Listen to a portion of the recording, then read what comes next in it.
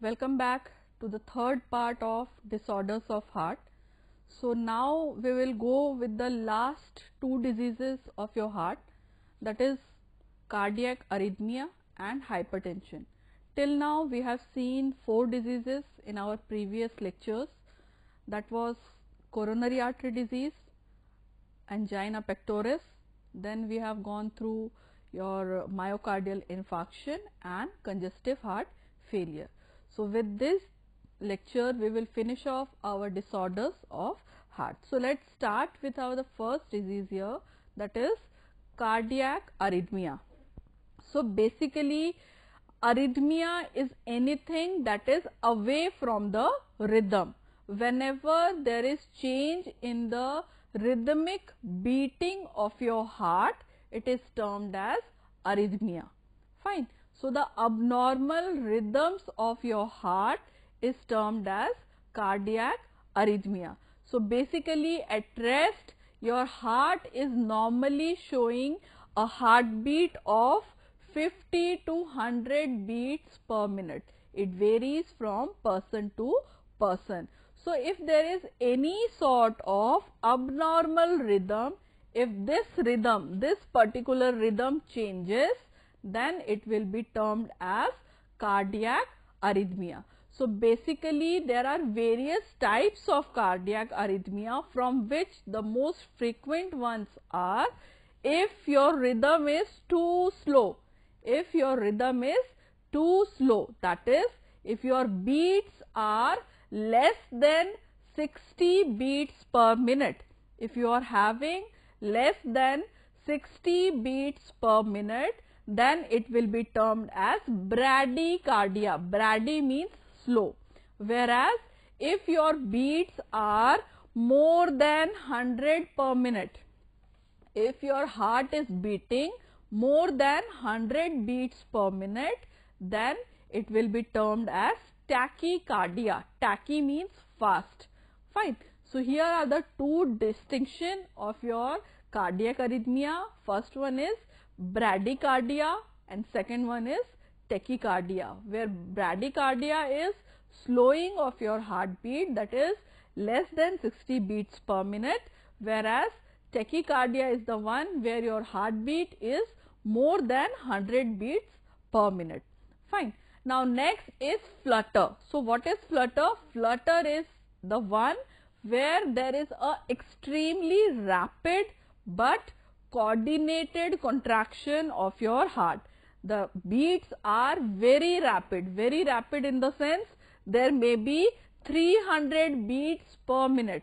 Like in case of tachycardia we have seen it is 100 beats per minute, whereas in case of flutter it is 300 beats per minute. But these 300 beats per minute are in a coordinated way. Fine.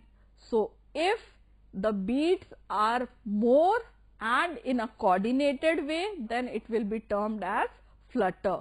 Whereas if the beats are more but if they are uncoordinated, they are not well coordinated with each other, then it will be termed as fibrillation.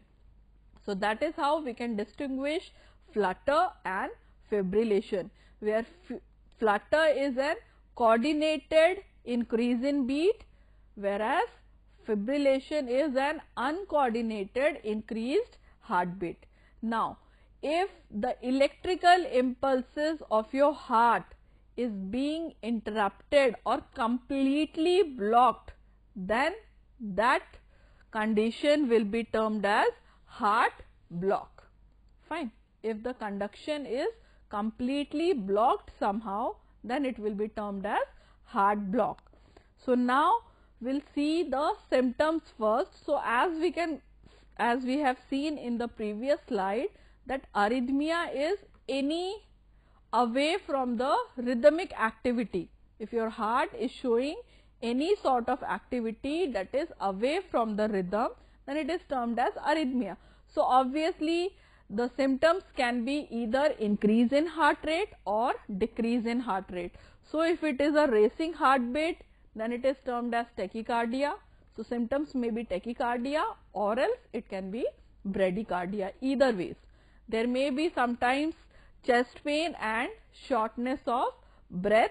Along with it, sometimes the person may feel lightheadedness or dizziness along with sweating.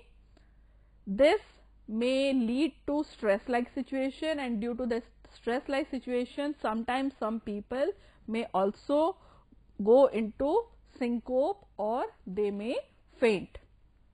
Fine. So here the etiology or the reason behind cardiac arrhythmia may be lifestyle changes, that is alcohol, if you are taking any abusive substance, or you are smoking, drinking too much of caffeine, if you are suffering with any of the heart diseases like congestive heart failure or hypertension.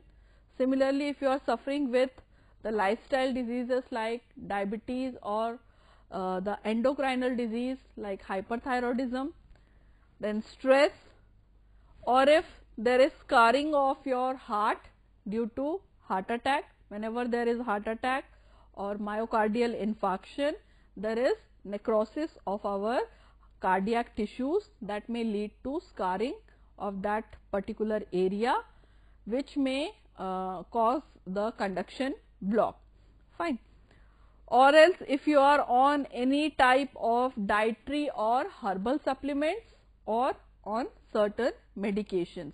So all these factors may cause your cardiac arrhythmia. So the basic pathophysiology or the basic mechanism behind your cardiac arrhythmia may be if there is any disturbance in impulse formation, if there is an altered impulse formation or altered impulse conduction. Any of the two things can cause your cardiac arrhythmia. So basically here, if there is an altered impulse formation, if your impulse formation has changed or altered, the reason behind your altered impulse formation can be automaticity or triggered activity. Automaticity is whenever the SA node is being stimulated. So at that particular time, if something changes, that may lead to change in the automaticity. Similarly, triggered activity means without completing a full action potential or a complete cycle, your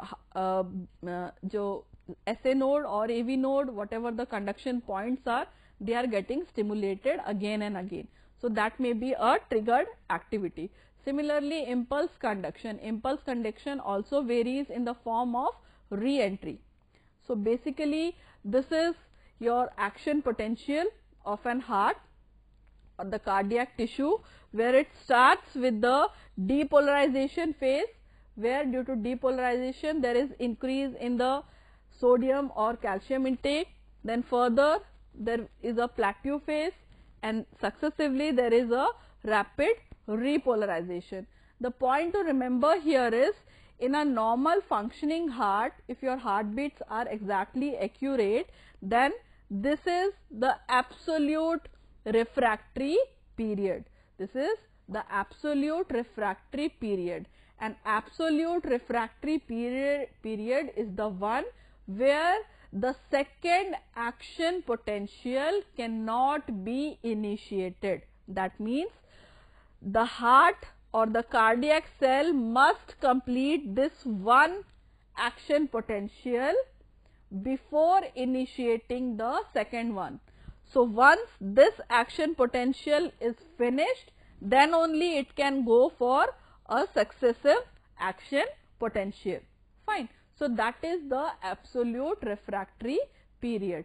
So basically, the pathophysiology or reason behind our cardiac arrhythmia is, we have seen if there is abnormal automaticity. So abnormal automaticity is when, see here, this is the absolute refractory period where 2 beats or 2 action potential has generated. But the lighter ones that you can see in the background here is that has started prior only, before even finishing off the repolarization phase, the action potential has already been generated. Fine. So that is an abnormal automaticity. Similarly, triggered activity. Triggered activity is up of two types, that is early after depolarization and delayed after depolarization. Basically, depolarization ends up to this phase. This is the plateau phase where your depolarization period ends, and once after this depolarization phase, there is a rapid repolarization. So basically what happens here is, sometimes there is an triggered activity, there may be a stimulus which may stimulate our cardiac cells to make an action potential after this depolarization phase. Fine. That is at the rapid repolarization phase. So if it is occurring just after your depolarization, just immediately after your depolarization, or when the rapid repolarization starts, that is termed as early after depolarization, whereas if it occurs at the end of rapid repolarization, then it will be termed as delayed after depolarization. So these can be two triggered activity, but in a normal heart, what should happen? This is a complete action potential. This should go up to this point, and after completing this particular point, then further an action potential can take place. But that is not happening here. Fine. Here, due to like this, if this is the two action potential that should take place one after the another. But if something takes place, some action potential is getting generated at this place or at this place before even completing one complete action potential. So this is your early depolarization, EAD, and this is your delayed depolarization, that is DAD. Fine. So these are all your triggered activity. And the third reason behind this your arrhythmia is re-entry phenomena. So what is re-entry is, so by any chance, wherever there is an entry of your action potential, for example, this is an muscle or flow of the electrical activity. So basically what happens is, it is divided, it gets split up into two parts, and then it makes an exit from this point. Fine, in a normal cardiac tissue. But if somehow there is a blockade at this particular position, so what will happen is, the potential that is carried away from this side is going away like this. Fine.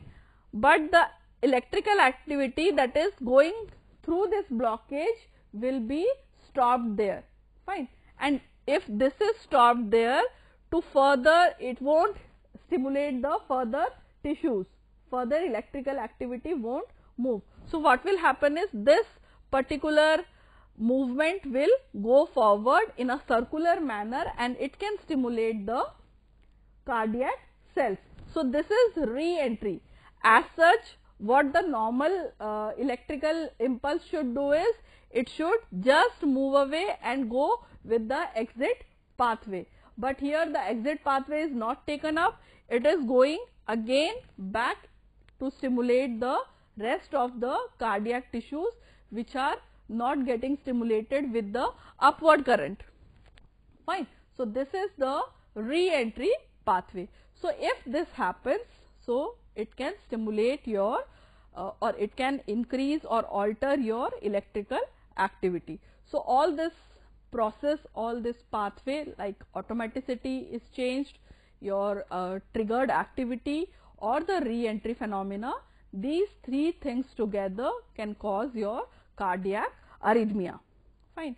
So basically, to treat cardiac arrhythmia, we need to go for the pharmacological therapy. Apart from pharmacological therapy, we can also go for the surgical treatment here. So the pharmacological therapy, it is divided into various classes of drugs, like class 1, 2, 3, 4 and 5. The first class one is your sodium channel blocker. From this sodium channel blocker, they are again subdivided into various types like 1A, 1B and 1C, where there are various types of drug and they act on different phases of your action potential. Similarly, the second drug in this sequence is your beta blocker. Beta blocker like propranolol or esmolol. These tend to decrease your heart rate. Beta blockers, beta receptors are present in your heart, so they tend to decrease your heart rate. Third category or third class is your potassium channel blocker, drugs like amiodarone. Then we have fourth category or fourth class drug, that is your calcium channel blockers like verapamil and diltiazem. Then we also have some drugs which are of unknown mechanism, not quite unknown, we know the mechanism, but how they are acting particularly for arrhythmia, that cannot be focused up. So in this we use digoxin and adenosine.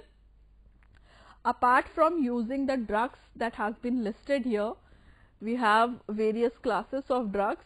We can also go for pacemaker therapy. Pacemaker therapy in the sense, if your SA node has decreased the activity, means as we all know that SA node is an automatic node, that is, it is an autorhythmic center which can generate its own impulse and it can consequently, it can make the electrical current flow towards your AV node, then your Purkinje fibers and henceforth.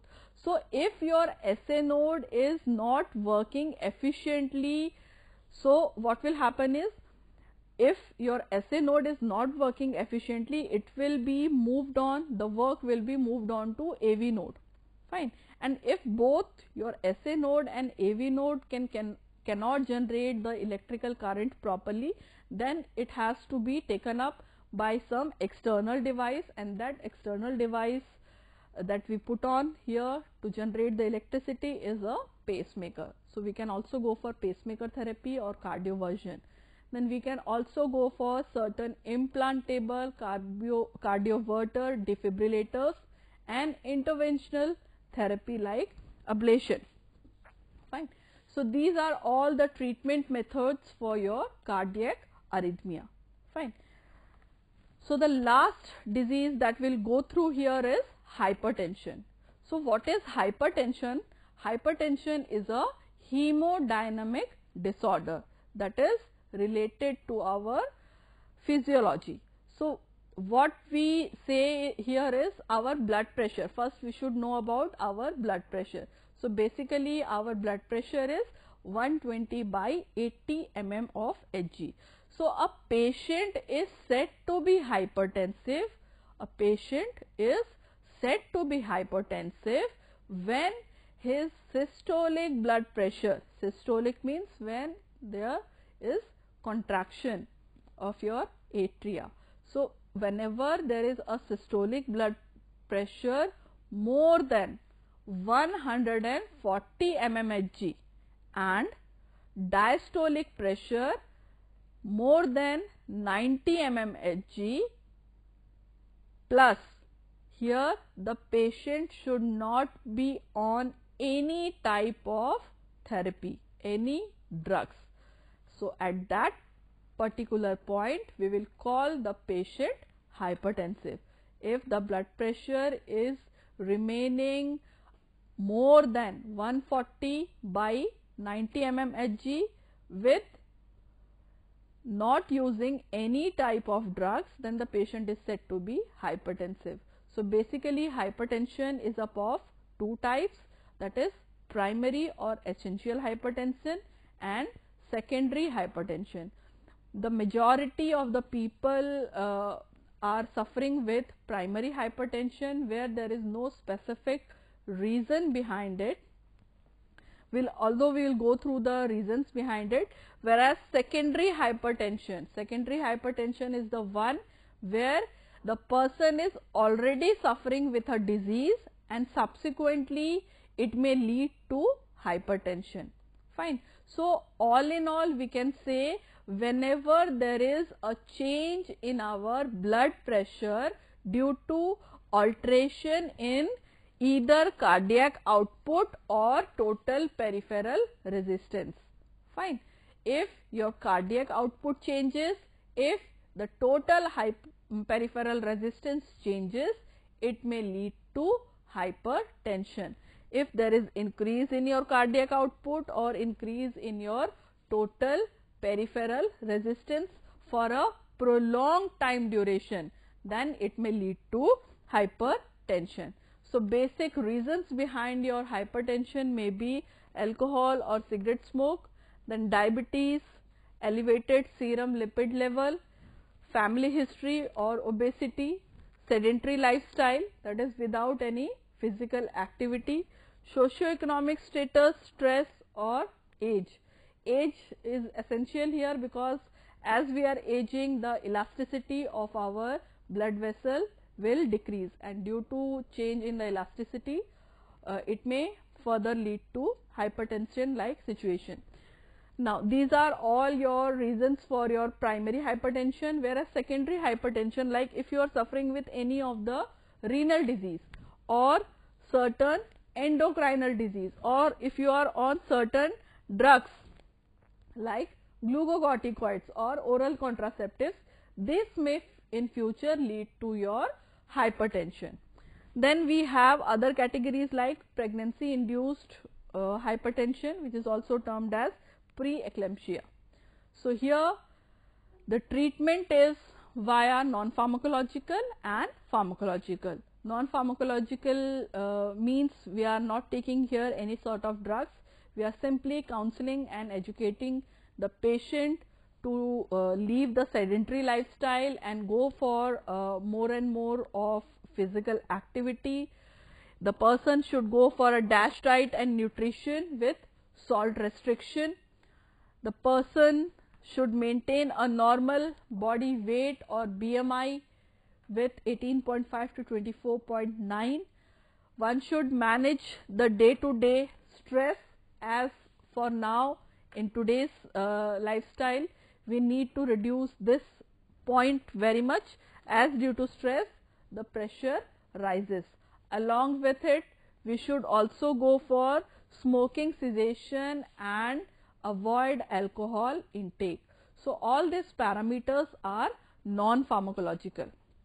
Now, what should we do for the symptomatic treatment or pharmacological treatment? So, basically the symptomatic or pharmacological treatment is taken up via various drugs here, like diuretics. In case of diuretics, we can use hydrochlorothiazide or furosemide. Then we can use here beta blockers like metoprolol, atenolol and propranolol. We can use here ACE inhibitors or angiotensin II receptor blockers, which we have seen they come into existence with long term and short term reflex mechanism. So, here we can use ACE inhibitors like captopril, enalapril, or angiotensin receptor blockers like losartan. Then we can also use calcium channel blockers like amlodipine, alpha blocker like prazosin, alpha 2 receptor agonist like methyl-dopa and clonidine. We can go for vasodilators like hydralazine and sometimes renin inhibitors like aliskiren. So, this is how we can go for the symptomatic treatment of the